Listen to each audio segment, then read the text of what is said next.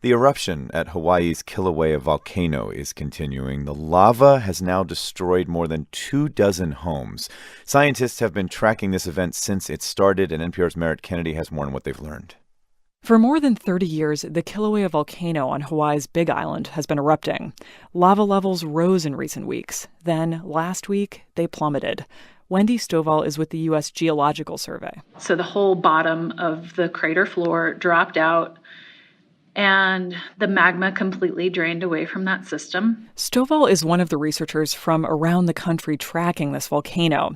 Scientists don't know what started this latest event, but there are two possibilities. Either there's an increase in magma supply or something blocked the system, something blocked the pathway out of the system. In other words, either more molten rock suddenly shot up from deep inside the Earth, or there was a clog.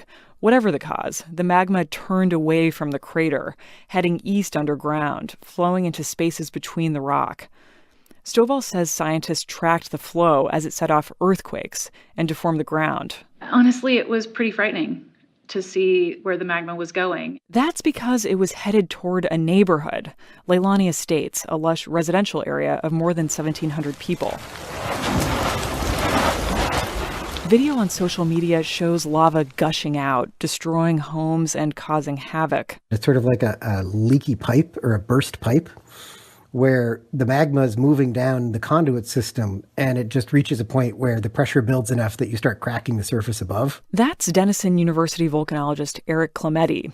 There are now at least 12 of these burst points, or fissures, in the ground in and around Leilani Estates.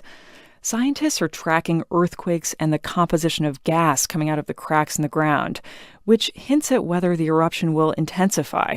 But what will happen longer term is much more difficult to predict, says Bill Chadwick, a volcanologist at NOAA. We can't really peer through the ground and see it exactly in all its details and intricacies. And without those details, they can't predict when this eruption will end. Yeah, it could last days, weeks, years. All that's possible.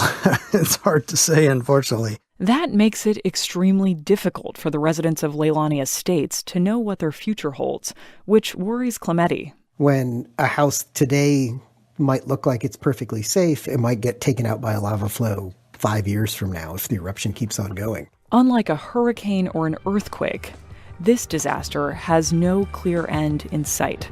Merritt Kennedy, NPR News.